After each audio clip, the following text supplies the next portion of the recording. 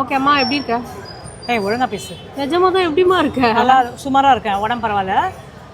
போன வருஷம் விஷ் பண்ணு முதல்ல எல்லாருக்கும். சொல்கிறேன் இது அதான் நேற்று விஷ் பண்ணிட்டோமே. சரி ஓகே.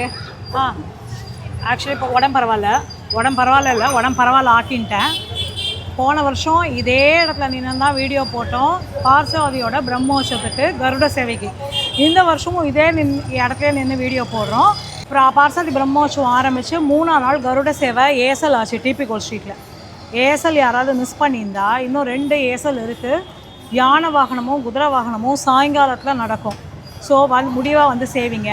சனிக்கிழமை அன்னைக்கு 7ஆம் நாள் தேர் வந்து ஒரு 6:15 மணிக்கெலாம் வெயில் ஜாஸ்தியாக இருக்குன்னு சீக்கிரமாக வடம் பிடிச்சிடுவா.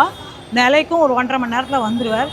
வர முடியாதவா கட்டாயமாக வந்து ஏதாவது ஒரு நாள் வந்து நீங்கள் சேவிச்சுட்டு போகலாம் தாராளமாக. கட்டாயமாக கருட சேவை சேவிக்கணும்னு சொல்லி கிளம்பி வந்துட்டோம். கார்த்தால குடும்ப சமேதராக ஏறிட்டோம், சேவிச்சிட்டோம்.